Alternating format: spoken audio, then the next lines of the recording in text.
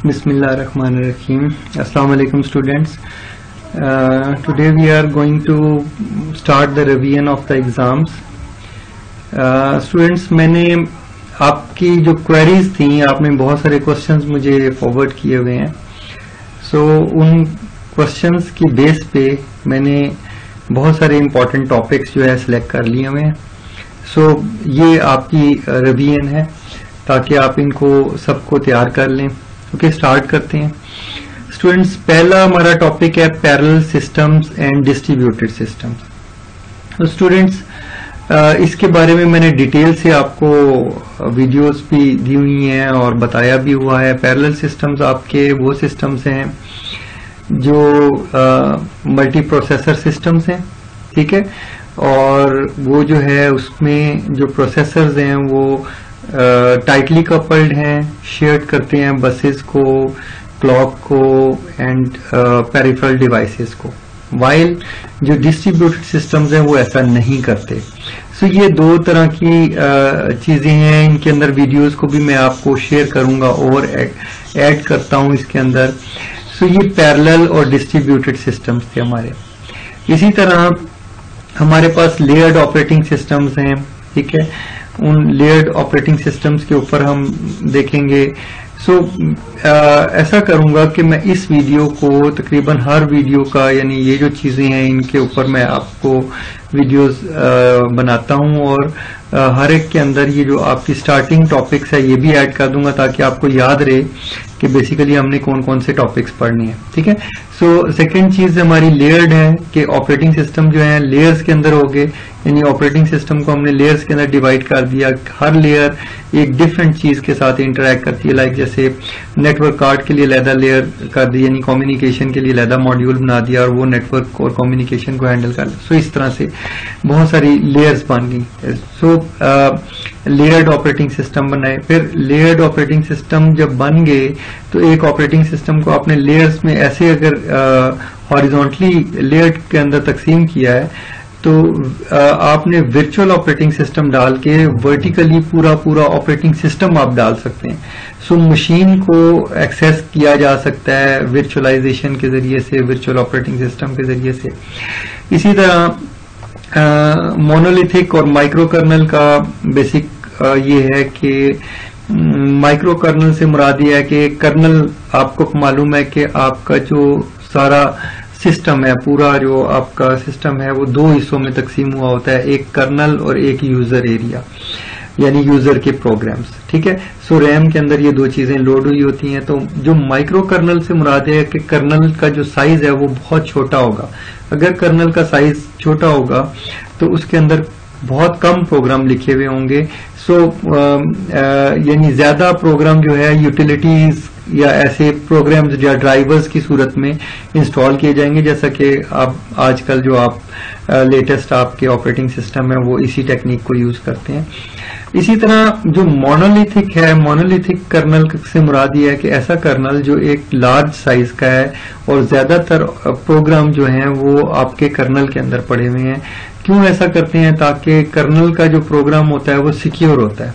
तो monolithic colonel जो है वो सिक्योरिटी प्रोवाइड करता है, उसके प्रोग्राम जो है सिक्योर होते हैं, वो कर्नल एरिया में लोड होंगे. लेकिन फिर प्रॉब्लम क्या होगा कि इस कर्नल को लोड करने में टाइम ज्यादा लगेगा. माइक्रो कर्नल जो है फौरन लोड हो जाएगा, क्विक होगा, फास्ट होगा. सो हर चीज के फायदे और नुकसान हैं. इसका भी फायदे हैं, इसके भी नुकसान हैं और माइक्रो कर्नल के भी हैं. ओके स्टूडेंट्स, नेक्स्ट जो हमारा टॉपिक है जो डिस्कशन के अंदर है वो दैट इज इंटरप्ट्स. इंटरप्ट्स हम डिटेल के अंदर देखेंगे, बड़ी इंपॉर्टेंट चीज है और इसके ऊपर बहुत क्वेश्चंस बन सकते हैं, सैकड़ों बन सकते हैं, ठीक है. इसी के अंदर ही इंटरप्ट्स के साथ ही जब इंटरप्ट होते हैं तो आपकी कॉन्टेक्स्ट स्विचिंग भी होती है. सो ये भी बड़ी इंपॉर्टेंट कॉन्सेप्ट है.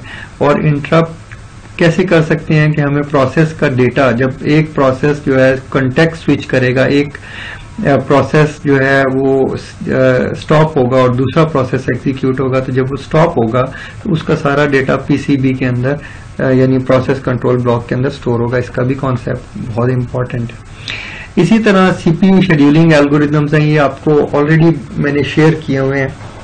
सो उनकी वीडियोस भी मैं आपको शेयर कर दूंगा. सो हम ये सारा टॉपिक्स जो हैं हमारे होंगे जिनको हम कवर करेंगे, और ये हमारे इंतहाई इम्पोर्टेंट टॉपिक्स हैं और इनको बहुत अच्छे तरीके से आप लोगों ने तैयार कर लेना है। सो स्टूडेंट्स, लेट्स स्टार्ट कि हम इससे आगे जो है हम स्टार्ट करते हैं, ठीक है। सो अपनी रिवीजन के अंदर इन सारे टॉपिक्स को रैंडमली हम स्टडी करेंगे। सो हम देखते हैं कि हम इसको कैसे इसको चलाते हैं। ओके, बिस्मिल्लाहिर्रहमानिर्रहीम। अस्सलाम वालेकुम students. Today in Operating System Concepts course, we are in week 4, lecture 7, and we are going to study layered approach in this video, and few other things like microkernel and monolithic kernel. And after layered approach, we will discuss virtual operating systems or virtual machines, and then few other concepts. Okay, so students, सबसे पहले हम लोग हमने अभी तक normal जो operating system है हमने ये देखा कि ऑपरेटिंग सिस्टम किस तरह से वर्क करता है, उसका यूजर एरिया होता है, उसके अंदर कर्नल एरिया होता है और वो किस तरह से वर्क करता है। अभी हम ऐसा करते हैं कि आज हम लोग लेयर्ड अप्रोच के बारे में पढ़ते हैं और ये देखते हैं कि what is layered approach. Now ये जो कॉन्सेप्ट है ऑपरेटिंग सिस्टम का, ये कहता है कि operating system is divided into number of layers. मुख्तलिफ लेयर्स के अंदर ऑपरेटिंग सिस्टम को डिवाइड कर दिया गया। अब इसको देखते हैं कि ये लेयर्स कैसे हैं। थोड़ा इसको किसी एक हम डायग्राम के जरिए अगर देखें तो हमें बहुत अच्छे से ये समझ आएगा। सो मैं क्विकली मूव करता हूं ताकि किसी डायग्राम के ऊपर से आपको लेयर्ड अप्रोच के बारे में बताऊं, ठीक है। सो हम लोग यूज करते हैं माइक्रोसॉफ्ट विंडोज मॉडल को हम यूज कर लेते हैं और उसको देख लेते हैं कि उसके अंदर लेयर्ड अप्रोच कैसे थी। ये माइक्रोसॉफ्ट विंडोज ने लेयर्ड अप्रोच का कॉन्सेप्ट दिया था और उस कॉन्सेप्ट के बारे में हम देखते हैं कि कैसे है। ओके, माइक्रोसॉफ्ट विंडोज ने ये बोला कि जो आपकी ये जो विंडोज है इसको मुख्तलिफ लेयर्स के अंदर डिवाइड कर दिया जाए। मसलन उसको लाइक अगर आप यहां पर देखें तो उन्होंने पहले बोला कि हार्डवेयर एब्स्ट्रैक्शन लेयर हेल, ठीक है। सो ये हेल है आपकी, ठीक है। इसी तरह कर्नल लेयर है, ठीक है। इसके बाद ये देखिए ये कर्नल लेयर है, ठीक है। और उसके बाद कौन सी है, ये एग्जेक्टिव लेयर है, ठीक है। सो ये 3 लेयर्स माइक्रोसॉफ्ट विंडोज ने बताई, तो हम क्विकली इसको देख लेते हैं। सो आप देख रहे हैं कि यहां से ऊपर ये जितनी भी है ये एग्जेक्टिव लेयर है, ठीक है।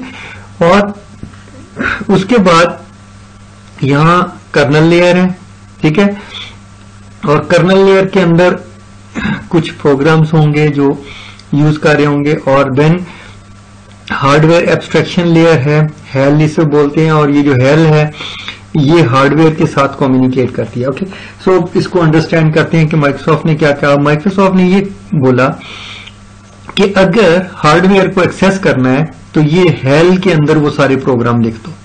सो हार्डवेयर से रिलेटेड जितने प्रोग्राम थे माइक्रोसॉफ्ट ने यहां पे लिख दिया। अब इनको दोबारा चेंज करने की जरूरत नहीं है अनलेस के कोई नया हार्डवेयर नहीं आ जाता। अगर कोई नया हार्डवेयर आ जाएगा तो उसके अंदर मजीद चीज ऐड की जाएगी, तो वो इसके अंदर हो सकता है ना ऐड की जाए, यहां ड्राइवर्स की सूरत के अंदर मजीद उसको ऐड कर दिया जाए। इस तरह से माइक्रोसॉफ्ट इसको मैनेज करता है। ओके, इस हेल के ऊपर ये जो हार्डवेयर एब्स्ट्रैक्शन लेयर है ये एब्स्ट्रैक्ट करती है, ये हार्डवेयर को सेपरेट करती है अदर ऑपरेटिंग सिस्टम से। सो कर्नल क्या करता है, कर्नल के अंदर जो प्रोग्राम्स हैं वो इस हार्डवेयर को यूज करते हैं थ्रू दिस हेल के थ्रू वो इस किसी भी स्पेसिफिक हार्डवेयर को यूज कर लेते हैं। और जब कर्नल इस हार्डवेयर को यूज कर रहा होता है तो इसको मालूम होता है कि कौन सा हार्डवेयर इस वक्त बिजी है और कौन सा जो है आइडल है। सो अगर ऊपर से यहां से कोई प्रोग्राम रिक्वेस्ट करेगा किसी हार्डवेयर का तो कर्नल को मालूम होगा कि वो आइडल है या बिजी है। ओके, इस तरह यहां पर आपके जो ये जो दोनों चीजें हैं, हेल और कर्नल। इसके अंदर क्या होता है, आपका आईओ मैनेजर होता है, इनपुट आउटपुट को मैनेज करने के लिए मॉड्यूल होता है, ऑब्जेक्ट को मैनेज करने के लिए मॉड्यूल होता है, सिक्योरिटी के जो रेफरेंस हैं उनको मॉनिटर किया जाता है, प्रोसेस को मैनेज करने के लिए यहाँ पे प्रोसेस मैनेजर मौजूद है, लोकल प्रोसीजर कॉल फैसिलिटी मौजूद है जो कि एलपीसी कहलाती है, कि यानी अगर किसी एक प्रोसेस ने दूसरे प्रोसेस से कम्युनिकेट करना है तो वो एलपीसी के जरिए से कम्युनिकेट करेगा। ओके, ये लोकल प्रोसीजर कॉल होती है और इसको डिटेल में हम आगे चल के किसी वीडियो में इसको ज्यादा डिस्कस कर लेंगे। ओके, क्योंकि वेरियस ऑपरेटिंग सिस्टम्स की मुख्तलिफ चीजें या प्रोसेस की इंटर प्रोसेस कम्युनिकेशन जब हम पढ़ेंगे तो उसके अंदर ये चीजें डिस्कस हो जाएंगी। ओके, नाउ वर्चुअल मेमोरी को मैनेज करने के लिए भी एक मॉड्यूल होता है जो कि वर्चुअल मेमोरी को मैनेज करता है। और आपको पता है कि वर्चुअल मेमोरी बेसिकली एक ऐसी मेमोरी है जो कि रैम की टाइप की एक मेमोरी क्रिएट करती है डिस्क के ऊपर। सो डिस्क जो है वो यहां पर मौजूद है। सो वर्चुअल मेमोरी इधर मैनेज करेगा। ओके, सो और उसके अलावा ये सारी चीजें, इन सब चीजों के ऊपर क्या चल रहा होता है, सिस्टम की सर्विसेज चल रही होती हैं। ये जो सिस्टम की सर्विसेज होती हैं ये इस एग्जेक्टिव लेयर को सर्विस के जरिए से हम आईओ को भी एक्सेस कर सकते हैं, ऑब्जेक्ट को भी, प्रोसेस को भी, एंड एवरीथिंग। ठीक है, सो ये एक सिस्टम माइक्रोसॉफ्ट ने डेवलप किया और इस तरह से ये काम करता है। अब बात करते हैं ऊपर एग्जेक्टिव लेयर के अंदर। एग्जेक्टिव लेयर के अंदर आपकी सबसे टॉप पर क्या चल रही है, एप्लीकेशंस चल रही हैं। जो भी एप्लीकेशन है, आपका वेब ब्राउजर हो गया, आपका इवन कोई software, Microsoft Word, Excel, PowerPoint and anything, ठीक है, कोई भी सॉफ्टवेयर है वो यहां चल रहा होगा। लेकिन नॉर्मली जब हम ऑपरेटिंग सिस्टम की बात करते हैं तो हम लोग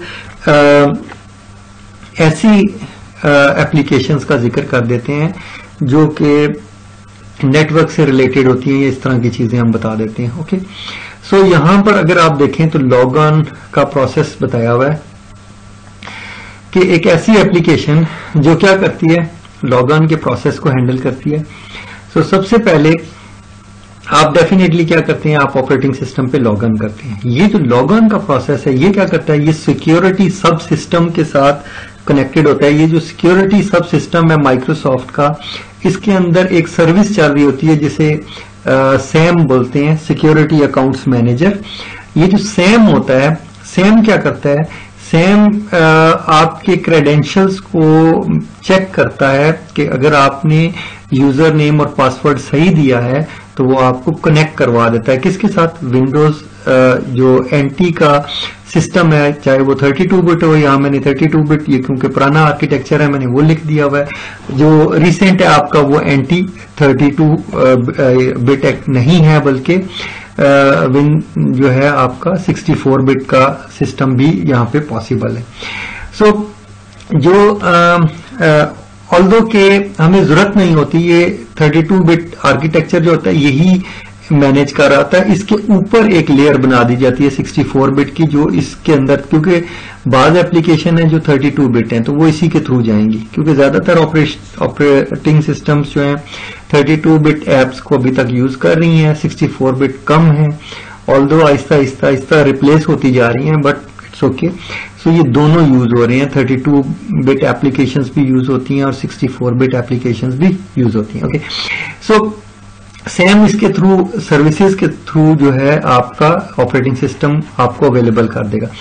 इसके अलावा हमारे पास अगर कोई OS2 ऑपरेटिंग सिस्टम है, ये एक ऑपरेटिंग सिस्टम का नाम है, अगर उसका कोई क्लाइंट कनेक्ट करेगा तो उसका एक प्रोसीजर आपको बताया हुआ है। अगर Win32 यानी आप इस विंडोज एनटी का ही कोई सिस्टम से कोई आप उससे कनेक्ट करते हैं तो वो क्या करेगा कि वो विन एनटी का जो क्लाइंट होगा वो डायरेक्टली विंडोज 32 के सब सिस्टम के साथ कनेक्ट करके तो आगे चल पड़ेगा। ठीक है, सो विंडोज की अगर कोई एप्लीकेशन का क्लाइंट होगा, लाइक आपने कोई यहाँ पर वेब ब्राउजर या कोई चीज आपने ओपन कर दी तो वो डायरेक्टली हो जाएगा। ये लॉग ऑन होने के बाद की बात हो रही है। इसी तरह फर्ज करें कोई आपका और क्लाइंट है, फर्ज करें आउटसाइड से वो कनेक्ट कर रहा है या विद इन सिस्टम वो कनेक्ट कर रहा है, तो वो POSIX का भी क्लाइंट हो सकता है। POSIX स्टूडेंट्स ये है, POSIX इज अ स्टैंडर्ड, ये POSIX जो है यूनिक्स का स्टैंडर्ड है जो BSD यूनिक्स वाले क्रिएट करते हैं, ठीक है।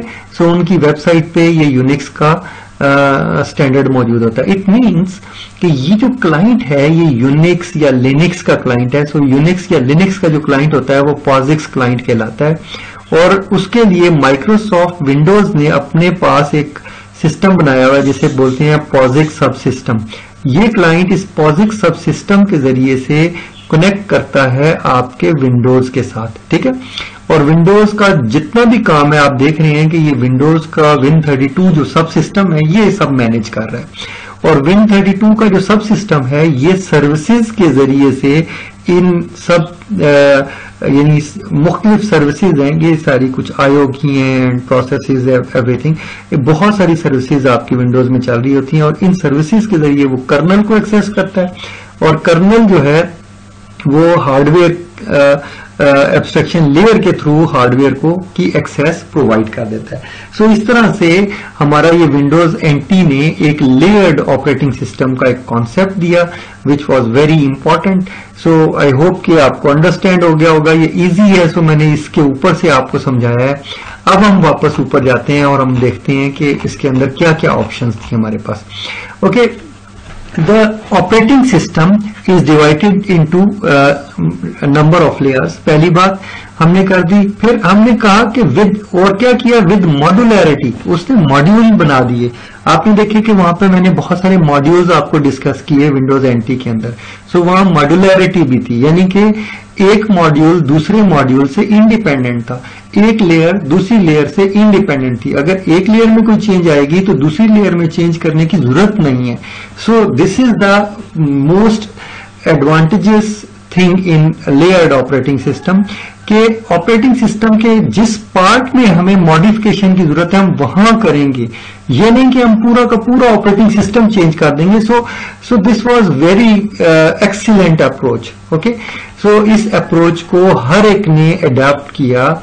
यूनिक्स में भी ये यूज होती है, लिनक्स में भी। मोस्ट रिसेंट जो ऑपरेटिंग सिस्टम है वो लेयर्ड अप्रोच के मुताबिक काम करते हैं। ओके, और इसी तरह से वर्क करते हैं। और प्रीवियसली क्योंकि मेरे साथ आप लोग नेटवर्क्स पढ़ चुके हैं, तो नेटवर्क के अंदर आपने लेयर्स पढ़ी होंगी, वो भी इसी तरह से, इसी वजह से है कि क्योंकि इसकी लेयर्स हैं, सो नेटवर्क की लेयर्स भी हैं जो कि इसके अंदर ही एग्जिस्ट करती हैं ऑपरेटिंग सिस्टम के अंदर। ओके, सो स्टूडेंट्स हम बात करते हैं, उसके अलावा क्या कहता है, provide more freedom to implementers. Implementer को बहुत फ्रीडम देता है कि अगर कोई चीज चेंज करनी है तो there is no problem, easily modify करना पड़ेगा, पूरा ऑपरेटिंग सिस्टम मॉडिफाई नहीं करना पड़ेगा। ये सारी चीजें, ये एडवांटेजेस जो हैं मैंने आपको बता दी हैं।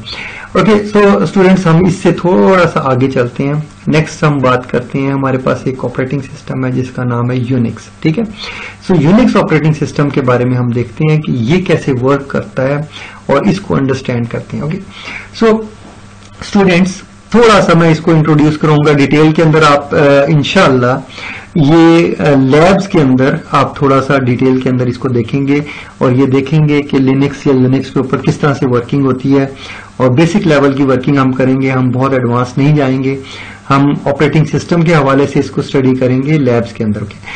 So students, operating system Unix के अंदर यूजर जो है वो आपका लॉगिन जब करता है तो नॉर्मली वो क्या करता है, वो शेल के ऊपर लॉगिन करता है। ओके, सो इस शेल के ऊपर वो लॉगिन करेगा और इस शेल के जरिए से, ये जो शेल है ये यूजर का शेल है और इसके अंदर सिक्योरिटी है। ये उसी तरह है जैसे आपका MS-DOS है। ठीक है, सो ये DOS की तरह से ये काम करता है और ये इसके थ्रू आप, शेल के थ्रू आप जो भी कमांड दे के कर्नल के साथ कम्युनिकेट कर सकते हैं, या कोई यूटिलिटी प्रोग्राम के जरिए आप कर्नल से कम्युनिकेट कर सकते हैं। और ये यूटिलिटी प्रोग्राम भी नॉर्मली शेल के थ्रू ही होता है, या ये यूजर का अपने यूजर के पास कोई रिमोट यूजर है उसके पास प्रोग्राम हो सकता है, ऐसा भी हो सकता है। सो कर्नल जो है, यूजर जो है जब कनेक्ट होगा तो उसके पास एक वर्चुअल टर्मिनल होगा और उस वर्चुअल टर्मिनल के जरिए से वो यूजिंग शेल उस वर्चुअल टर्मिनल के अंदर एक शेल बनेगा और शेल जो है वो कर्नल को एक्सेस करेगा और कर्नल के अंदर जो है आपका हार्डवेयर है। ठीक है, सो ये जो एरिया आपका डिफाइन हो रहा है इस बाउंड्री के साथ, आप देख रहे हैं ये जो बाउंड्री है, सो इस बाउंड्री के अंदर अगर मैं इसको हाईलाइट करूं तो ये वाला एरिया, इसकी बात मैं कर रहा हूं। ओके स्टूडेंट्स, सो ये जो एरिया जो इस येलो वाले उसके अंदर आ रहा है, so this is operating system. ठीक है, और यहाँ पे यूजर्स हैं जो इसके साथ कनेक्ट कर रही हैं, वो किसी यूटिलिटी प्रोग्राम के जरिए भी सिस्टम से कनेक्ट कर सकते हैं। लाइक डिफरेंट यूटिलिटी प्रोग्राम है जो रिमोटली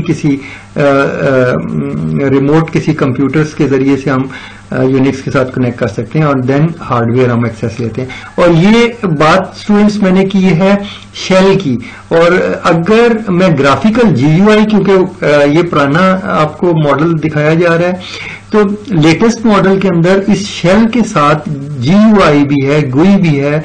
अगर GUI की बात आप करें तो यूजर जो है ग्राफिकल इंटरफेस के जरिए से कर्नल के साथ भी कम्युनिकेट कर सकते हैं, कनेक्ट कर सकते हैं। सो ये भी इसके अंदर ऑप्शन मौजूद है। ओके स्टूडेंट्स, इसको आगे चलाते हैं। ठीक है, so Unix is a very excellent operating system. So और इसको हमेशा हम स्टडी करते हैं क्योंकि इसके अंदर जो प्रोग्राम्स हैं वो those are very good program, और उसके अंदर यानी सिंगल यूजर्स के लिए भी उसके अंदर है। और क्योंकि ऑपरेटिंग सिस्टम जब मैं डिजाइन हुआ था तो स्टार्टिंग में जो आपका ऑपरेटिंग सिस्टम बनाना शुरू किया गया था तो वो यूनिक्स ही था।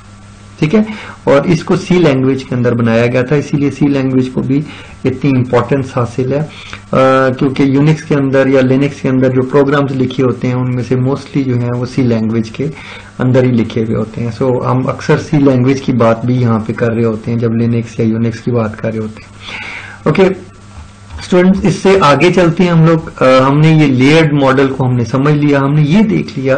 इस लेयर्ड अप्रोच के अंदर हमें ये पता चल गया कि ऑपरेटिंग सिस्टम को अगर लेयर्स के अंदर डिवाइड कर देंगे तो हमें बहुत फायदा होगा। मसलन अगर यहाँ पे मैं कोई एप्लीकेशन बनाऊं और वो एप्लीकेशन की जगह मुझे फर्ज करें कोई और अच्छी एप्लीकेशन बनानी पड़े और मैं चेंज कर दूं तो मुझे यहाँ नीचे कोई प्रोग्राम चेंज नहीं करना पड़ेगा, यहाँ मैं बेशक चेंजेस करता रहूं। सॉरी स्टूडेंट्स, सो एक स्टूडेंट्स जो एक आपकी लेयर है वो दूसरी लेयर के ऊपर डिपेंडेंट नहीं है। एक लेयर के अंदर अगर आप चेंज करेंगे तो दूसरी लेयर पे कोई फर्क नहीं पड़ेगा, वो प्रोग्राम एज इट इज रहेंगे। हो सकता है मैं अगर इधर एक प्रोग्राम चेंज कर दूं, इस सिक्योरिटी के प्रोग्राम के अंदर कोई मॉडिफिकेशन करूं तो मुझे यहां कोई चेंज नहीं करनी पड़ेगी, ये प्रोसीजर वही रहेगा। ओके, सो क्योंकि ये सर्विसेज के जरिए इंटरैक्ट कर रही हैं तो कोई खास फर्क नहीं पड़ेगा। मे भी कोई माइनर सा फर्क पड़ जाए लेकिन ज्यादा नहीं होगा। यानी ये नहीं होगा कि मुझे एंटायर ऑपरेटिंग सिस्टम चेंज करना पड़े, ऐसा नहीं होगा। So this is the advantage of layered operating system. Okay, Windows NT की लेयर हमने पढ़ ली, इनको हम स्किप कर लेते हैं। ठीक है, इसके बाद स्टूडेंट्स हम लोग बात करते हैं कर्नल की। ठीक है, सो कर्नल हमने ये बात की थी, हम पहले ये पढ़ चुके हैं, हमने ये बता लिया है, हमने ये देख लिया है कि जो यानी हमारा जो कर्नल है वो कोर ऑपरेटिंग सिस्टम है। वो ऐसी चीज है जो कि एक्चुअली ऑपरेटिंग सिस्टम उसके अंदर बहुत सारे ऑपरेटिंग सिस्टम के प्रोग्राम कर्नल के अंदर पड़े हुए हैं जो कि हार्डवेयर के साथ डायरेक्टली इंटरैक्ट कर रहे हैं। ये बात तो हम कर चुके हुए हैं। अब हम बात करते हैं कि कर्नल कैसा होना चाहिए। So there are two approaches. Number one approach is micro kernel and second approach is monolithic kernel. So या तो हम माइक्रो कर्नल बनाएंगे या मोनोलिथिक कर्नल बनाएंगे। दो तरह की अप्रोचेज है। इन दोनों तरह की अप्रोचेज को हम डिस्कस करते हैं कि ये क्या कहती है, ओके, और इनके एडवांटेजेस और डिसएडवांटेजेस भी देखते हैं। सो पहली अप्रोच स्टूडेंट हम लोग डिस्कस करते हैं मोनोलिथिक कर्नल। मोनोलिथिक कर्नल का मतलब ये है, इसका पहले दोनों का मैं आपको स्मॉल करके इंट्रोडक्शन दे देता हूं, फिर उसके बाद एक एक को डिस्कस करता हूं। स्टूडेंट, माइक्रो कर्नल से मुराद ये है कि कर्नल का जो साइज है वो माइक्रो होगा, यानी बहुत स्मॉल साइज का कर्नल होगा, जैसा कि आजकल के मोस्ट रिसेंट ऑपरेटिंग सिस्टम्स के अंदर होता है। उसके अलावा मोनोलिथिक कर्नल एक ऐसा कर्नल है, इसको मैं डिफाइन करने जा रहा हूं। मोनोलिथिक कर्नल एक ऐसा कर्नल है जो कि लार्ज साइज का है, बहुत ज्यादा बड़े साइज का है। मसलन इसका मीनिंग क्या है? इसका मतलब यह है कि बहुत सारे ऑपरेटिंग सिस्टम के प्रोग्राम जो है वो कर्नल के अंदर लिखे हुए हैं। आप कहेंगे यार कर्नल, यानी इससे फर्क क्या पड़ेगा? ओके, इससे फर्क स्टूडेंट ये पड़ेगा कि जब तक कर्नल का प्रोग्राम लोड नहीं होगा आपके सामने ऑपरेटिंग सिस्टम नहीं आएगा। ऑपरेटिंग सिस्टम पूरा का पूरा जब कर्नल लोड होगा तब आपको ऑपरेटिंग सिस्टम दिखाई देगा। इवन अगर आप कमांड लाइन पे भी उसको देखना चाहते हैं तो ऑपरेटिंग सिस्टम का जो कर्नल है वो लोड हुआ होना चाहिए, ठीक है, ओके। और अगर मोनोलिथिक कर्नल है, यानी लार्ज साइज का कर्नल है, तो फिर आप कहेंगे कि यार वो तो छोटा होना चाहिए ताकि जल्दी लोड हो जाए। ओके फाइन, ये करेक्ट आपकी बात है, बट मोनोलिथिक कर्नल का फायदा क्या है? फायदा ये है कि ऑपरेटिंग सिस्टम की बहुत सारी चीजें जो हैं वो कर्नल के प्रोग्राम के अंदर लिखी होती हैं, और कर्नल का प्रोग्राम जो है वो प्रोटेक्टेड होता है, उसको देखना मुमकिन नहीं होता, वो छुपा हुआ होता है, वो सारा का सारा आपका बाइनरी फॉर्म में होता है, ठीक है। सो ये जो कर्नल का प्रोग्राम है, ये सारा का सारा मुझे पता ही नहीं होगा कि इसके अंदर क्या लिखा हुआ है, तो ये सिक्योर हो जाएगा। मैं इसकी सिक्योरिटी के अंदर घुस नहीं सकता, क्योंकि यूजर जब भी एप्लीकेशन लेवल पे काम कर रहा होता है, यहां पे काम कर रहा होता है, मेरे पास एप्लीकेशन होती है जो यहां रन हो रही होती है, और वो इस सिस्टम को एक्सेस करती है और क्रैक करती है। तो मेरे लिए इसको क्रैक करना बड़ा मुश्किल हो जाएगा। इसके अंदर क्या लिखा हुआ है मुझे पता ही नहीं है, ठीक है, और ना किसी को कोई बताएगा। ये सिर्फ किसको पता होगा? ये उसको पता होगा जिसने ऑपरेटिंग सिस्टम डेवलप किया है, ठीक है, और वो कभी भी नहीं बताएगा क्योंकि वो चाहता है कि इसकी सिक्योरिटी बनी रहे, ठीक है। सो माइक्रो कर्नल जो है वो क्या करते हैं, वो सिक्योरिटी प्रोवाइड कर सकते हैं बड़ी इजीली, ठीक है, ओके। इसके बाद हम ये बात करते हैं इसकी micro monolithic kernel is one. So monolithic kernel क्या करता है, वो आपका सिक्योरिटी प्रोवाइड कर देता है, ठीक है। सो उसका जो कोड होता है वो सिक्योर होता है, वो इनसाइड कर्नल होता है सब कुछ। A monolithic kernel is one where a large partition of OS components are inside and a part of kernel and are executed inside the kernel address space. Okay, so kernel के अंदर सारा कुछ हो रहा होता है. The entire operating system is bound together in a hierarchy of layers. So वो layers के अंदर बना होता है. Adding features or changing existing features require full knowledge of operating system. Why? क्योंकि हमें सारा ऑपरेटिंग सिस्टम चेंज करना पड़ेगा. सो ऑपरेटिंग सिस्टम के अंदर कोई चीज ऐड सब्सट्रैक्ट करना will be a very very difficult task. Security तो बन गई, पर उसको चेंज करना वही लोग चेंज करेंगे जिन्होंने बनाया है. ये अगर सिंपल टर्म्स में मुझसे पूछते हैं तो यूं है. ओके स्टूडेंट्स, आगे चलते हैं.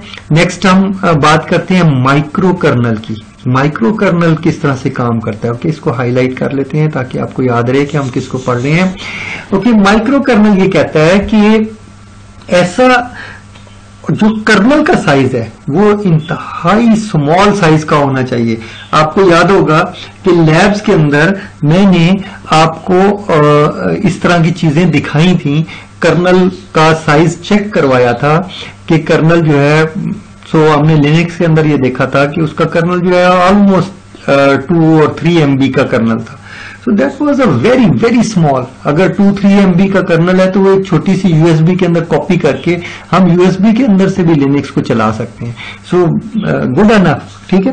सो हमें बहुत बड़ी स्पेस नहीं चाहिए ऑपरेटिंग सिस्टम को रन करने के लिए. अगर हमें कोई स्मॉल डिस्क के ऊपर भी हम रन करना चाहते हैं तो रन कर सकते हैं. सो ये उसका एडवांटेज है. और ये कर्नल जो है क्योंकि क्विकली लोड हो जाएगा रैम के अंदर, सो इसकी स्पीड बेहतर होगी, ठीक है। When the kernel provides only, क्या है, when the kernel provides only the basic services we call it micro kernel, ठीक है। अगर बहुत ही सिंपल किस्म का कर्नल बनाना है तो वो क्या करेगा, वो सिर्फ मैसेज को पास करेगा, ऊपर का मैसेज नीचे और नीचे का मैसेज ऊपर, बस इतना कर्नल हो गया, ठीक है। सो स्टूडेंट्स इस तरह से ये काम करता है।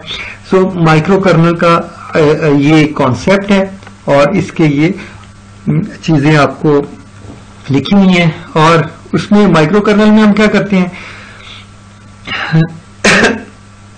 सॉरी स्टूडेंट्स, क्योंकि जो मोस्ट रिसेंट ऑपरेटिंग सिस्टम्स हैं वो हम लोग जो मार्केट में यूज कर रहे हैं, लाइक मैं खुद अगर विंडोज यूज कर रहा हूं या लिनक्स यूज कर रहा हूं या यूनिक्स यूज कर रहा हूं, तो वो डेफिनेटली माइक्रो कर्नल ही यूज कर रहा है।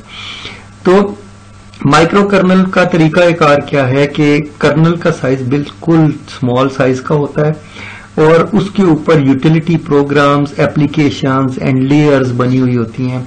इस तरह से माइक्रो कर्नल का सारा आर्किटेक्चर होता है। जो आपके रिसेंट जो आपके ऑपरेटिंग सिस्टम्स हैं वो इस तरह से बने हुए हैं, वो माइक्रो कर्नल को ज्यादातर यूज करते हैं, जो हम लोग यूज करते हैं, ठीक है। सो ये एक कॉन्सेप्ट है। ओके स्टूडेंट्स, इससे आगे हम लोग चलते हैं, इन दोनों कॉन्सेप्ट से बाहर निकलते हैं, हम मजीद आगे चलते हैं। सो ये आपके सामने कंपैरिजन मौजूद है, micro kernel versus monolithic kernel. आप देख रहे हैं कि ये जो माइक्रो कर्नल है इसके अंदर कर्नल सिर्फ इतना सा है, ये कर्नल है, ठीक है। और इसके अंदर फाइल सिस्टम है, प्रोसेसेस हैं, पेजर है, ड्राइवर्स वगैरह सब इधर लग रहे हैं, और यहाँ पर सिर्फ ये कर्नल है, ये वाली चीज कर्नल है, और ये यूजर स्पेस है, यूजर के अंदर ये सारे प्रोग्राम्स हैं, ठीक है। सो इधर तक कर्नल, यानी कर्नल जो है बहुत थोड़ा है, तो ये अगर जरा सा जो प्रोग्राम है ये फौरी तौर पर लोड हो जाएगा, इसमें टाइम नहीं लगेगा। अब दूसरी तरफ आ जाए, ये मोनोलिथिक कर्नल है। मोनोलिथिक कर्नल के अंदर हमने क्या किया, हमने सिक्योरिटी हम चाहते थे, तो हमने क्या किया कि हम फाइल सिस्टम को हमने कर्नल के अंदर डाल दिया, इंटर प्रोसेस कम्युनिकेशन इधर डाल दी, आईओ, फंडामेंटल प्रोसेस मैनेजमेंट वगैरह ये सारी चीजें हमने इधर डाल दी। तो कर्नल के अंदर मोस्टली जब चीजें आ गई तो क्या हुआ, कर्नल का साइज बहुत बड़ा हो गया। अब ये सारा का सारा प्रोग्राम जो है रैम के अंदर लोड होगा तब ऑपरेटिंग सिस्टम चलेगा। सो यूजर के पास क्या है, सिर्फ यूजर के पास ये एप्लीकेशन है, और ये एप्लीकेशन जिन लाइब्रेरीज के थ्रू इन सिस्टम को एक्सेस करते हैं बस वो यूजर एरिया में पड़ा हुआ है। सो यूजर को कुछ पता ही कोई नहीं है कि ऑपरेटिंग सिस्टम जो है वो वर्क किस तरह करता है। सो यूजर और कर्नल जो है वो अच्छी खासी बीच में एक सेपरेशन बन गई है। So user don't know how to crack things, और ये डिफिकल्ट हो जाएगा, ये एक सिक्योर सिस्टम बन जाएगा। बट इसके अपने एडवांटेजेस भी हैं, डिसएडवांटेजेस भी हैं। ओके स्टूडेंट्स, आगे चलते हैं। नेक्स्ट हमारा जो टॉपिक है दैट इज वर्चुअल मशीन्स और वर्चुअल ऑपरेटिंग सिस्टम्स। सो इसकी बात करते हैं कि ये वर्चुअल ऑपरेटिंग सिस्टम का कॉन्सेप्ट क्या है। सो कॉन्सेप्ट ये है कि जैसे हमने ऑपरेटिंग सिस्टम को क्या किया, ऐसे हॉरिजॉन्टली हमने जैसे यहां पर अगर आप देखें तो ये लेयर्स के अंदर हमने डिवाइड किया हुआ है ऑपरेटिंग सिस्टम को, ठीक है। सो ये एक लेयर हो गई, ये कर्नल की, कर्नल के अंदर भी ये लेयर्स बनी हुई हैं। सो ये कॉन्सेप्ट दे दिया। अब हम क्या करते हैं, जब हमें ये पता चल गया कि हम इसको डिवाइड कर सकते हैं तो वाई नॉट कि हम इस पूरे को के दो बना लें, ऐसा एक चला लें और साथ ही दूसरा। सो ये कॉन्सेप्ट लोगों के जहन में आया कि हम रियल मशीन की जगह एक वर्चुअल मशीन भी बना सकते हैं, कि मशीन को वर्चुअली यूज कर लें। वाई, क्यों ऐसा कॉन्सेप्ट आया? क्योंकि स्टूडेंट्स जो हार्डवेयर है that is very very fast और सॉफ्टवेयर स्लो है। सो अगर हम दो ऑपरेटिंग सिस्टम भी चला लें एक ही मशीन के साथ तो वो दोनों यही समझेंगे कि मशीन उनको सर्व कर रही है, उनको बिल्कुल पता नहीं चलेगा कि मशीन उनके पास नहीं है। लेकिन अगर हार्डवेयर का रिसोर्स किसी ऑपरेटिंग सिस्टम को पता चल जाए कि उसके पास नहीं है तो ऑपरेटिंग सिस्टम ये चीज एक्सेप्ट नहीं करता, और क्योंकि उसकी प्रोटेक्शन है, हार्डवेयर प्रोटेक्शन के अंदर ये चीज आती है, सो वो इसको एक्सेप्ट नहीं करेगा।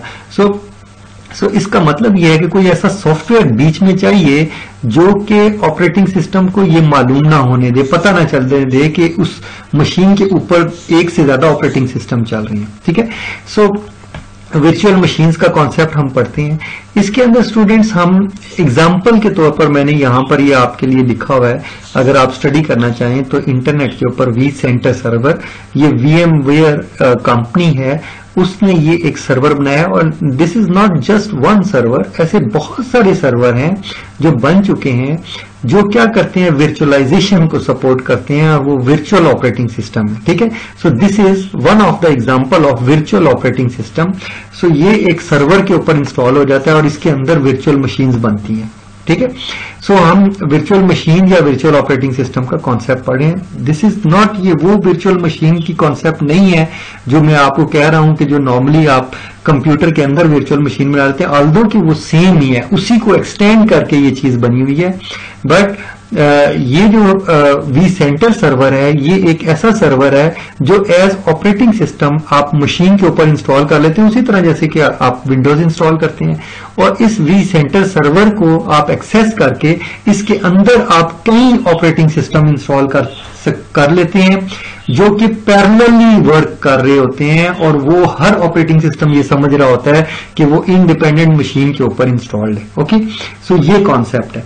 नाउ आगे चलते हैं, इसको थोड़ा सा हम अगेन जैसा कि मैं हमेशा यूज करता हूं, मैं डायग्राम से एक्सप्लेन करता हूं। So we will move on to the diagram और यहां से हम बात करेंगे।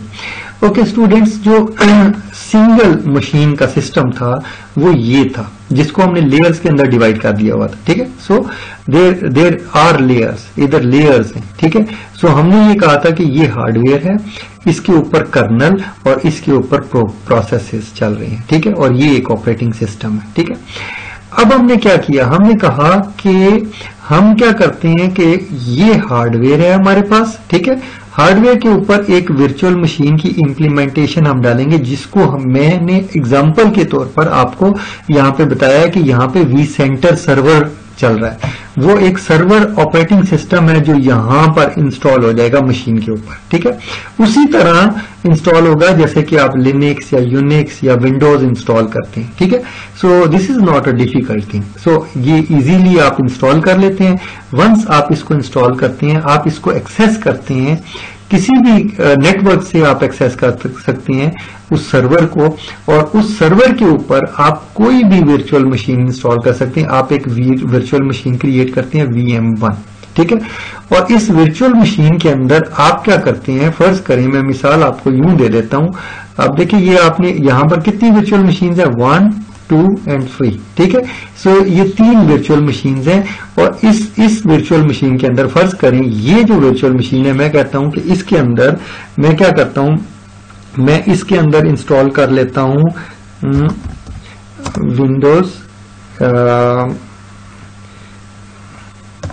2019 सर्वर। ठीक है, ठीक है, सो मैं क्या करता हूं कि ये विंडोज 2019 सर्वर जो है वो यहां इंस्टॉल कर लेता हूं इस वर्चुअल मशीन में। ओके फाइन, क्लियर हो गया। सो उसी तरह इंस्टॉल करूंगा, इसमें बिल्कुल परेशान होने की जरूरत नहीं है, एग्जैक्टली उसी तरह इंस्टॉल करूंगा। मैं ISO इमेज यूज करूंगा या DVD यूज करूंगा, और यहां एग्जैक्टली उसी तरह जैसे मैं आपका ऑपरेटिंग सिस्टम इंस्टॉल करता हूं, यहां इंस्टॉल करूंगा। यहां इंस्टॉल हो जाएगा और यहां लोड हो जाएगा और ये चल पड़ेगा, और ये सर्विसेज प्रोवाइड करेगा उसी तरह विंडोज की जो आप जिस काम के लिए आप इसको यूज करना चाहते हैं। ठीक है, ओके, इसके अलावा मैं क्या करता हूं, फिर मैं एक और वर्चुअल मशीन क्रिएट करता हूं इस सर्वर के अंदर। ठीक है, और मैं क्या करता हूं, मैं कहता हूं कि ये जो वर्चुअल मशीन है ये क्या करेगी, इसके अंदर मैं लिनक्स इंस्टॉल कर लेता हूं। चलिए मैं कह देता हूं कि मैं इसके अंदर उबंटू इंस्टॉल करता हूं, और ये जो लिनक्स है ये उबंटू है। ठीक है, सो ये मेरे पास इंस्टॉल होके आ गई। सो यहां पर ये मैंने यूज कर लिया। ठीक है, इसी तरह फर्ज करें ये जो नेक्स्ट वाला है, इसके अंदर मैं क्या करता हूं, मैं जो है इसके अंदर मैं क्या करता हूं कि विंडोज, यहाँ पे ये जो पहले मैंने यूज किया था ना, ये मैंने ऑथेंटिकेशन के लिए यूज किया था। अब मैं क्या करता हूँ, विंडोज 2019 से सर्वर है और इसको मैं यूज करता हूँ फॉर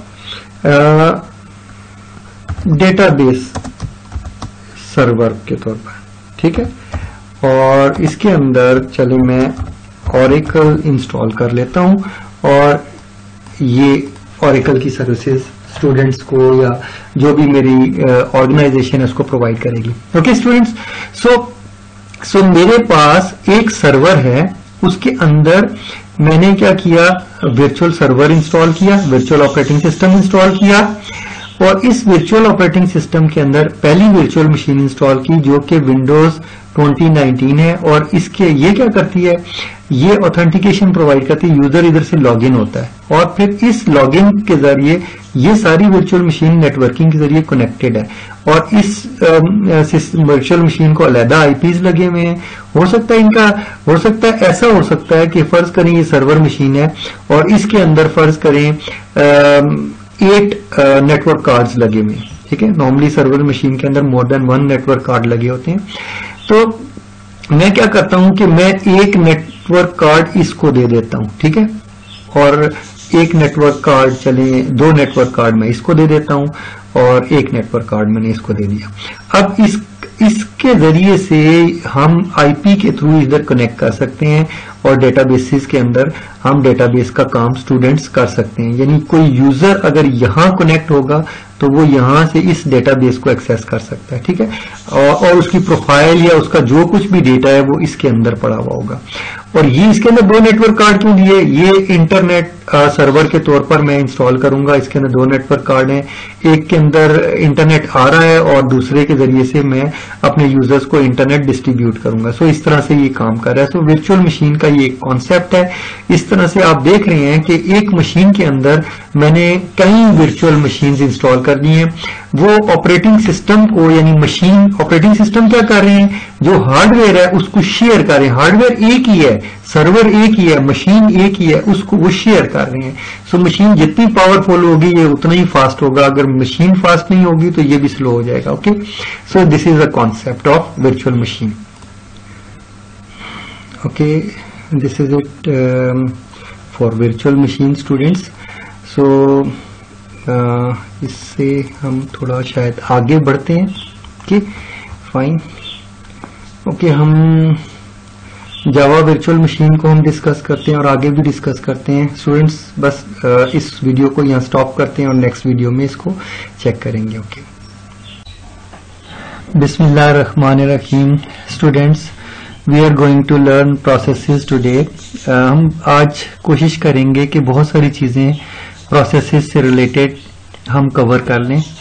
सो प्रोसेस, तमाम प्रोग्राम्स डिस्क के अंदर एज प्रोग्राम मौजूद होते हैं। डिस्क के अंदर 2 तरह की चीजें होती हैं, या प्रोग्राम होता है या डेटा होता है। अब जब हम किसी प्रोग्राम को एग्जीक्यूट करेंगे तो वो मेमोरी के अंदर लोड होगा और वो एक प्रोसेस बन जाएगा। तो वो प्रोग्राम जो कि इस वक्त इन एग्जीक्यूशन होता है, हम उसको कह देते हैं कि वो एक प्रोसेस है। तो जो प्रोसेस होता है उसकी वेरियस स्टेट्स होती हैं। जैसा कि जो ही हम प्रोसेस को एग्जीक्यूट करना शुरू करते हैं तो वो मेमोरी के अंदर लोड होना शुरू कर देता है और उस प्रोसेस को एक आईडी असाइन कर दी जाती है और प्रोसेस की स्टेट न्यू होती है। उसके बाद वो प्रोसेस जो है, जब वो रैम के अंदर लोड हो जाता है तो वो रेडी फॉर एग्जीक्यूशन होता है, वो रेडी मोड में आ जाता है। और रेडी मोड के अंदर जब वो प्रोसेस आ जाता है तो उसके बाद यहां से हम इसको आइडेंटिफाई भी करते हैं। पहला हमारा पॉइंट ये था, सेकंड रेडी था स्टेट। यहां रेडी स्टेट के बाद फिर प्रोसेस को प्रोग्राम्स जो हैं, जो शेड्यूलर होता है, वो उसको रनिंग स्टेट के अंदर लेके जाता है कि वो एग्जीक्यूट हो। और अगर कोई वजह से, किसी वजह से कोई इंटरप्ट आ गई या कोई चीज हो गई तो वो प्रोसेस जो है वेटिंग के अंदर जा सकता है, या वो वेटिंग के अंदर चला जाएगा या वो टर्मिनेट हो जाएगा। So there is a chance कि प्रोसेस पार्शियली एग्जीक्यूट है और उसको वेट क्या करेगा, मसलन डिस्क के अंदर से कोई फाइल लोड करनी है, प्रोसेस को फाइल चाहिए तो वो वेटिंग में चला जाएगा और किसी और प्रोसेस की बारी आ जाएगी। और जब प्रोसेस अपनी साइकिल कंप्लीट कर देगा तो वो टर्मिनेट हो जाएगा। सो ये एक हमारा मेथड है। प्रोसेसेस की डिफरेंट स्टेट्स हैं जो कि आपने देखी, ठीक है। सो इनको हम आगे मूव करते हैं। नाउ इसके बाद हम देखते हैं कि एक बहुत इंपॉर्टेंट चीज होती है, जब भी प्रोसेस क्रिएट होता है तो उसके साथ एक प्रोसेस कंट्रोल ब्लॉक होता है। उसके अंदर उस प्रोसेस की तमाम इंफॉर्मेशन होती है। अगर प्रोसेस को कोई रजिस्टर्स चाहिए तो उनकी लिस्ट वहां पे सारी होती है, कौन कौन से रजिस्टर उसको चाहिए।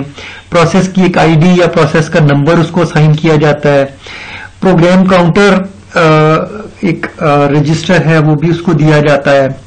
सो बहुत सारी चीजें हैं। अगर प्रोसेस ने कोई स्टैक या कोई स्ट्रक्चर बनाना है तो वो भी वहीं पे होगा।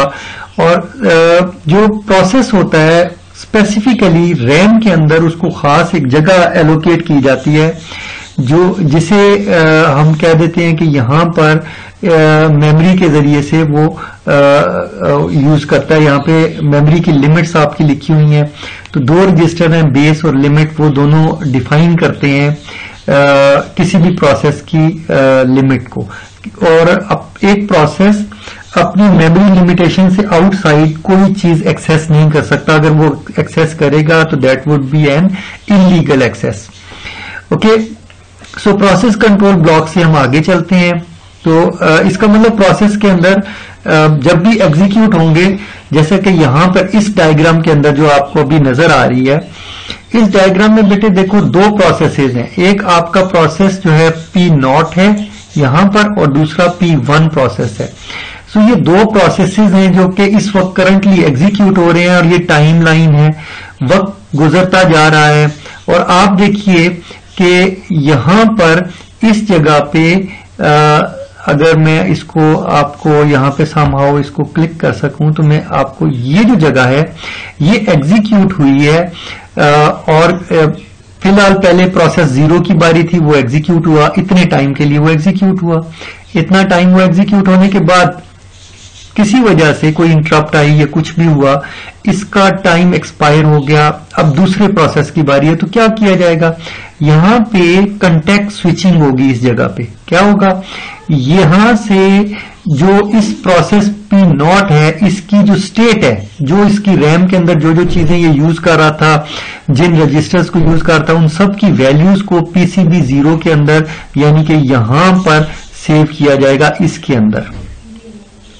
ओके, और इसके अंदर वो सेव होने के बाद फिर क्या होगा, यहां से वो मूव करके आगे जाएगा और PCB 1 जिसकी बारी है, यानी प्रोसेस 1 की बारी है, तो PCB 1 के अंदर वैल्यूज या डेटा पड़ा हुआ है उसको उठा के वो क्या करेगा, CPU के अंदर लोड करेगा।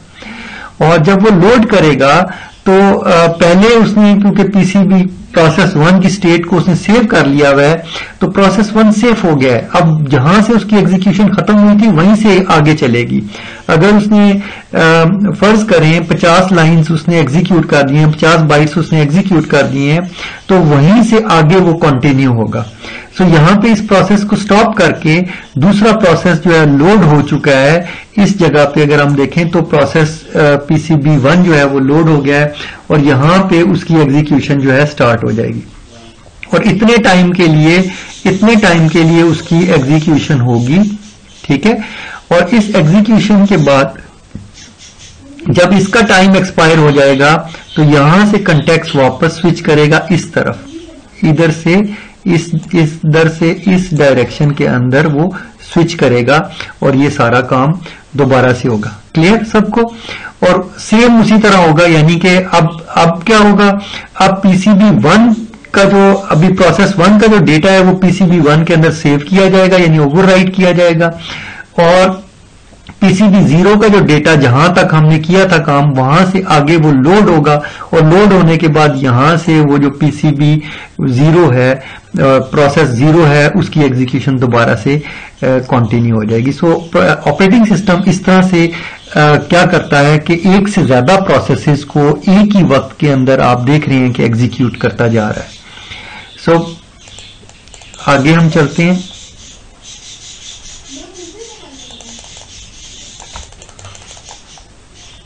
ओके, सो हम इससे आगे चलते हैं और मजीद हम चीजों को कंसीडर करते हैं। ठीक है, सो ओके, नाउ अब देखिए कि किसी भी अगर हमने डिस्क को या किसी भी चीज को हमने एक्सेस करना है, इवन एक प्रोग्राम भी है जो कि शेयर्ड प्रोग्राम है, तो उसको एक्सेस करने के लिए इस तरह का एक क्यू बन जाएगा जो कि आप अभी देख रहे हैं। यहां पर अगर आप देखें तो ये एक क्यू बना हुआ है और इस आपके सामने ये क्यू नजर आ रहा है। ओके, सो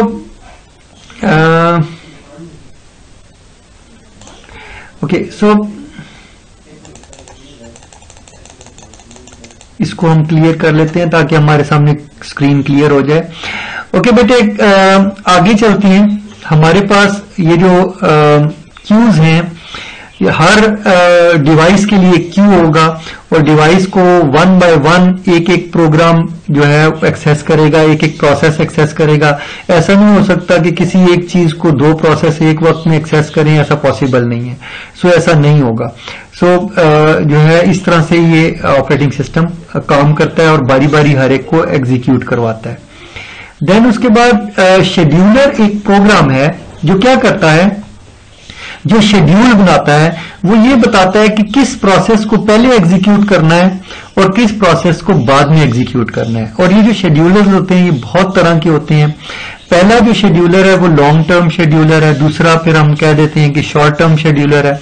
जो लॉन्ग टर्म शेड्यूलर है वो क्या करता है, वो आपका सिलेक्ट करता है प्रोसेसेस को और उनको लोड करता है मेमोरी के अंदर, यानी डिस्क में से मेमोरी के अंदर उनको लोड करता है, रैम के अंदर लेके आता है, या यूं कर लें कि वर्चुअल मेमोरी के अंदर कुछ प्रोग्राम पड़ा हुआ है वहां से उठा के रैम के अंदर लोड करता है। तो वो लॉन्ग टर्म शेड्यूलर क्या करेगा, वो प्रोग्राम्स को लोड करेगा। जब प्रोग्राम लोड हो जाएंगे तो उसके बाद वो रेडी क्यू में आ जाएंगे, वो रेडी हो जाएंगे।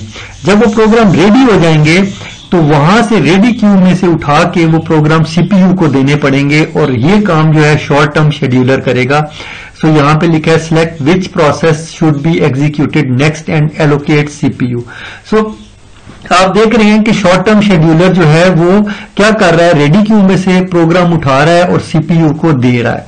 सो वो डिसाइड करेगा, वो एल्गोरिदम कोई भी होगा और वो उसके मुताबिक काम करेगा। अगर वो एल्गोरिदम इस तरह का है कि फर्स्ट कम फर्स्ट सर्व है, तो वो क्या करेगा कि जो पहले प्रोसेस आएगा उसको पहले सीपीयू को दे देगा ताकि वो एग्जीक्यूट करे। इस तरह के बहुत सारे और एल्गोरिदम्स हैं जो हम आगे चल के पढ़ेंगे। ओके, इसी तरह हम आगे बात करते हैं long term scheduler, short term scheduler के अलावा एक हमारे पास मीडियम टर्म शेड्यूलर भी होता है। और ये जो मीडियम टर्म शेड्यूलर होता है ये टाइम शेयरिंग सिस्टम के अंदर होता है। फर्ज करें हमारा प्रोग्राम इस तरह से काम करता है, जैसे कि most of the operating system इसी तरह से काम करते हैं कि कुछ टाइम एक प्रोग्राम को एलोकेट किया जाता है, वो एग्जीक्यूट होता है। जब उसका टाइम एक्सपायर हो जाता है तो उस प्रोग्राम को मेमोरी में से स्वैप आउट किया जाता है, बाहर निकाल दिया जाता है, यानी वर्चुअल मेमोरी में भेज दिया जाता है। सो आप देख रहे हैं कि यहां पर जब सीपीयू के पास एग्जीक्यूट कर रहा है प्रोग्राम इस जगह से, तो जब उसका टाइम एक्सपायर हो जाता है, सीपीयू का टाइम एक्सपायर हो जाता है, तो शेड्यूलर क्या करता है, उसको उठाता है और उसको इस डायरेक्शन में यहां पे इस क्यू के अंदर डाल देता है। वो कुछ टाइम तक इसी क्यू के अंदर रहता है, उसके बाद वापस वो रेडी क्यू के अंदर आ जाता है और दोबारा से उसकी बारी आती है और वो इतना टाइम वो फिर इंतजार करता है, उसके बाद वो सीपीयू को पास कर दिया जाता है। सो इस तरह से ये आप देख रहे हैं कि एग्जीक्यूशन होती है और सीपीयू इस तरह से काम करता है और आप देख रहे हैं कि ये प्रॉपर वे है। तो टाइम जब टाइम क्वांटम एक्सपायर हो जाएगा एक प्रोसेस का, तो दूसरा प्रोसेस उसके बाद एग्जीक्यूट किया जाएगा। सो ये हमारे पास ये भी चीजें थी। तो आपने अब देख लिया कि शेड्यूलर्स के बारे में भी आपको आइडिया होगा कि शेड्यूलर्स क्या है। इसके बाद बेटे ऐसा है कि प्रोसेसेस दो तरह के हो सकते हैं, या तो वो इंडिपेंडेंट प्रोसेस होगा या वो कोऑपरेटिंग प्रोसेस होगा। इंडिपेंडेंट प्रोसेस एक ऐसा प्रोसेस होता है कि जिसको जो दूसरे प्रोसेस पे रिलाई नहीं कर रहा, ना उसने कोई उस दूसरे प्रोसेस को कोई डेटा देना है ना लेना है, यानी वो जस्ट अपना काम कर रहा है। तो ऐसा प्रोग्राम जो है इंडिपेंडेंट प्रोसेस कहलाएगा। लेकिन बाद ऐसे प्रोसेस होते हैं, बल्कि मोस्टली ऐसे प्रोसेस होते हैं जिन्होंने एक दूसरे को डेटा ट्रांसफर करना होता है और वो मिल के काम कर रहे होते हैं। ऐसे प्रोसेसेस को हम कह रहे होते हैं कि वो कोऑपरेटिंग प्रोसेसेस हैं। तो यहां पे इशू ये है कि वो डेटा को कम्युनिकेट कैसे करेंगे। दो प्रोसेस, एक प्रोसेस हम ये पहले बोल चुके हैं कि एक प्रोसेस दूसरे प्रोसेस के मेमोरी एरिया को एक्सेस नहीं कर सकता, तो वो डेटा को शेयर कैसे करेंगे, ये हमारे पास एक इश्यू है। इस इश्यू को सॉल्व करने के लिए दो मेथड है प्रोग्रामिंग के अंदर। एक तरीका ये है कि हम शेयर्ड मेमोरी बनाएं और उसके जरिए से इसको सॉल्व करें। जैसा कि हम क्या करते हैं, हम एक अरे बना देते हैं या एक वेरिएबल बना देते हैं, उसके अंदर डेटा रखते हैं, दूसरा प्रोग्राम वहां से डेटा ले जाता है और वो जो वेरिएबल है या वो जो मेमोरी लोकेशन है या अरे है वो शेयर्ड है। इसी तरह दूसरा मेथड क्या है, दूसरा मेथड है आपका हमारे पास कि हम उसके अंदर यानी क्या करें कि मैसेज पासिंग के जरिए करें, और मैसेज पासिंग के लिए हमें आईपीसी फैसिलिटी को यूज करना पड़ता है। ठीक है, जो आईपीसी फैसिलिटी है वो आपका ऑपरेटिंग सिस्टम प्रोवाइड करता है, जिस तरह से भी वो प्रोवाइड करे। वो क्या करता है, वो एक मेल बॉक्स क्रिएट कर देता है और मेल बॉक्स के जरिए से डेटा ट्रांसफर होता है। सो हम एक प्रॉब्लम को यहां पे डिस्कस कर लेते हैं। हम देख लेते हैं कि ये जो प्रॉब्लम है इससे अगर कोऑपरेट कर रहे होंगे दो प्रोग्राम तो क्या प्रॉब्लम अराइज होगी। तो इस डायग्राम के अंदर अगर आप देखें, जो ये डायग्राम आपके सामने इस वक्त दिखाई दे रही है, इसके अंदर आप देखिए कि दो प्रोसेसर हैं। एक प्रोसेस जो है वो प्रोड्यूसर है, दूसरा प्रोसेस जो है वो कंज्यूमर है। और जो प्रोड्यूसर प्रोसेस है वो क्या करता है, वो इस डेटा, इस अरे के अंदर डेटा को ऐड करता है, जमा कराता है, इस अरे के अंदर डेटा को वो रख रहा है। और वो क्या करता है, वो जिस सेल के अंदर डेटा रख देता है उसके काउंटर को वो प्लस करता है, जैसे कितने डेटा वो रख चुका है। अगर वो पहले को रखेगा तो वो उसको बढ़ाता चला जाएगा, 0, 1, 2, 3 एंड सो ऑन, वो करता जाएगा। यहां पे आप देखेंगे काउंटर की जो वैल्यू है वो 4 है। इसका मतलब प्रोड्यूसर ने यहां पे 4 या 5 एलिमेंट्स के अंदर डेटा रखा हुआ है। सपोज हम कर लेते हैं कि 4 एलिमेंट्स के अंदर डेटा रखा हुआ है। तो अब क्या होता है कि फर्ज करें एक ही वक्त में, एक ही टाइम पर ये जो प्रोड्यूसर है, प्रोड्यूसर ने क्या करना है, इस डेटा इधर रखना है, और कंज्यूमर ने क्या करना है, इसके अंदर से डेटा निकालना है, कंज्यूम करना है। अब देखें, अगर प्रोड्यूसर डेटा रख रहा है और कंज्यूमर डेटा निकाल रहा है, तो इन दोनों के दरमियान में एक रेस लगी हुई है। ये दो अलग-अलग प्रोग्राम्स हैं, सेम प्रोग्राम नहीं है। और इन दोनों प्रोग्राम्स को नहीं पता, कंज्यूमर को नहीं पता प्रोड्यूसर ने कितना डेटा प्रोड्यूस किया है, और प्रोड्यूसर को नहीं पता कि कंज्यूमर ने कितना डेटा कंज्यूम कर चुका है। सो ऐसा नहीं होना चाहिए कि प्रोड्यूसर जो है सारा डेटा 9 तक वो सेल तक डेटा डाले और 0 को ओवरराइड कर दे। अगर कंज्यूमर ने 0 वाला डेटा नहीं उठाया तो वो डेटा जो है वो लॉस्ट हो जाएगा। नाउ अब देखिए, हम प्रॉब्लम देखते हैं कि यहां पे क्या प्रॉब्लम हो सकता है जब ये दो प्रोग्राम काम कर रहे होंगे, दो डिफरेंट प्रोग्राम जब यहां से डेटा एक्सेस कर रहे होंगे तो क्या प्रॉब्लम हो सकता है। देखिए, प्रोड्यूसर क्या कर रहा है, काउंटर को प्लस प्लस कर रहा है, जैसा कि यहां पर आप देख सकते हैं इस जगह पे, ठीक है। और कंज्यूमर क्या करता है, काउंटर को माइनस माइनस कर रहा है, यानी इस वेरिएबल को, ये जो काउंटर वेरिएबल सेंटर में आप देख रहे हैं, इसको माइनस माइनस कर रहा है एक प्रोग्राम, और एक जो है उसके अंदर इंक्रीमेंट, यानी इंक्रीमेंट और डिक्रीमेंट कर रहे हैं। C++ में आप प्रोग्रामिंग जानते हैं, उस हवाले से बात कर रहा हूं। नाउ अब देखिए, काउंटर जो है उसने प्रोड्यूसर और कंज्यूमर ने एक ही वक्त में, जब टाइम 0 था, प्रोड्यूसर और कंज्यूमर ने इस वेरिएबल को एक्सेस किया और क्या किया, उसको मॉडिफाई कर दिया। प्रोड्यूसर ने डेटा प्रोड्यूस किया और काउंटर को क्या कर दिया, 5 कर दिया। कंज्यूमर ने उसी वक्त में कंज्यूम किया डेटा और काउंटर को 3 कर दिया। अब देखिए, कंज्यूमर के पास काउंटर की वैल्यू 3 है और प्रोड्यूसर के पास वैल्यू जो है काउंटर की 5 है। जबकि एक्चुअली अगर आप देखें तो काउंटर की कोई एक वैल्यू होनी चाहिए ना। सो ये जो प्रॉब्लम है, क्योंकि प्रोड्यूसर के पास डिफरेंट वैल्यू है, कंज्यूमर के पास डिफरेंट वैल्यू है, ऐसा नहीं होना चाहिए, इन दोनों के पास सेम वैल्यू होनी चाहिए। तो यहां पे कोई बीच में एक प्रोग्राम होना चाहिए जो क्या करे, जो प्रोड्यूसर और कंज्यूमर के दरमियान में सिंक्रोनाइजेशन बनाए। सो इस सिंक्रोनाइजेशन के प्रोग्राम को बनाने की जरूरत है यहां पर। ये एक प्रॉब्लम है, प्रोड्यूसर कंज्यूमर प्रॉब्लम, जो कि सिंक्रोनाइजेशन का प्रॉब्लम है। होपफुली आपको ये अंडरस्टैंड हुआ होगा। इसको आगे चल के मजीद डिटेल में भी हम पढ़ेंगे। ओके बेटे, इसके बाद हम इंटर प्रोसेस कम्युनिकेशन सेकंड हमारा मेथड है, और ये क्या करता है, ये मैसेज को पास करता है आईपीसी फैसिलिटी के जरिए से, ये डेटा को ट्रांसफर करता है। ये क्या करता है कि सेंड करता है मैसेज या रिसीव करता है मैसेज। इसके बहुत सारे मेथड हैं, इसकी इम्प्लीमेंटेशन हैं, डायरेक्ट है या इनडायरेक्ट कम्युनिकेशन आप कर सकते हैं। डायरेक्ट में क्या होता है कि प्रोसेस जो है वो डायरेक्ट दूसरे प्रोसेस को उसका नाम लिखता है और उसको डेटा सेंड करता है या रिसीव करता है। जैसा कि आप यहां पे आप देख रहे हैं कि यहां पे प्रोसेस जब सेंड कर रहा है तो वो कह रहा है, क्यू प्रोसेस कह रहा है कि वो पी प्रोसेस को मैसेज ये वाला सेंड कर रहा है, और रिसीव जब कोई कर रहा है तो वो बता रहा है कि ये क्यू को रिसीव होगा। ये सेंड और रिसीव के दो चीजें हैं। ये मैसेज जो है अगर रिसीव किया है तो किस से रिसीव किया है, इस तरह से ये मैसेजेस आपके आते हैं, और ये पता चल जाता है कि ये डायरेक्ट कम्युनिकेशन है, यानी दो प्रोसेस, दो program directly without any server और विदाउट एनी इंटरमीडिएट सिस्टम वो कम्युनिकेट कर रहे हैं, यानी कि ये पीयर टू पीयर कम्युनिकेशन भी इसको आप कह सकते हैं।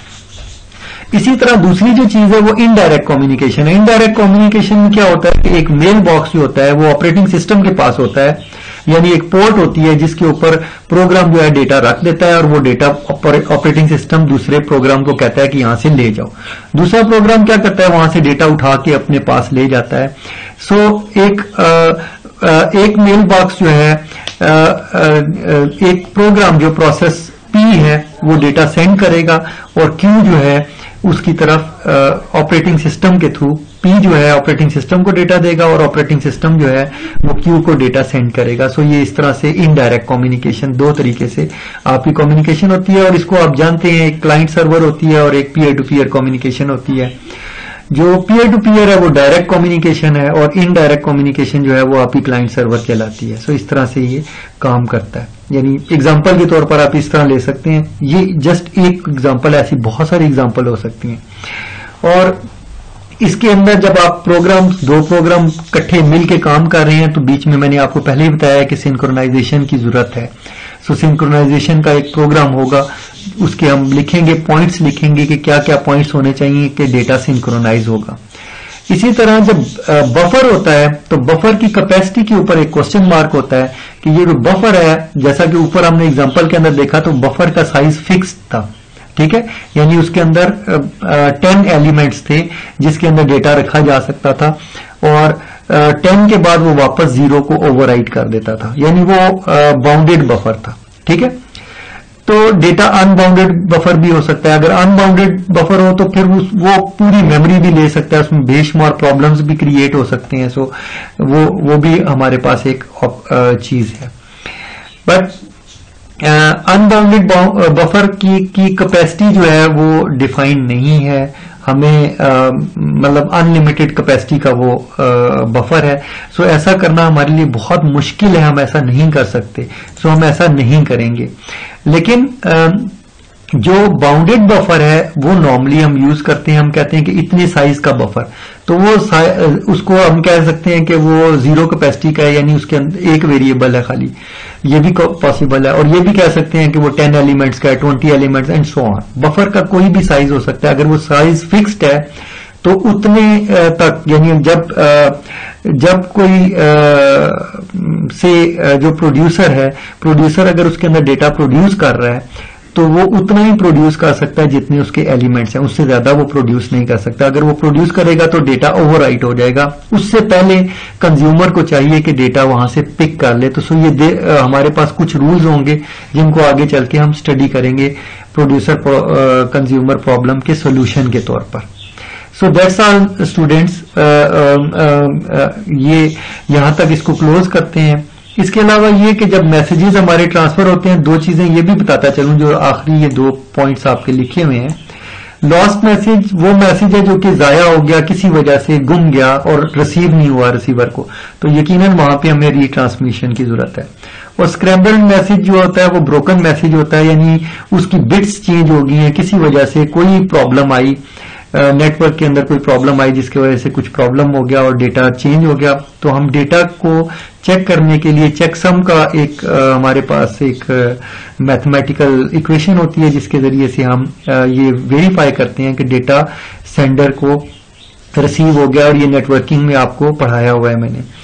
सो ऐसी सूरत में भी जब ब्रोकन मैसेज होगा तब भी रीट्रांसमिशन होगी। सो बेटे यहां तक हम रखते हैं, इंशाल्लाह हम नेक्स्ट टाइम पढ़ेंगे। ओके।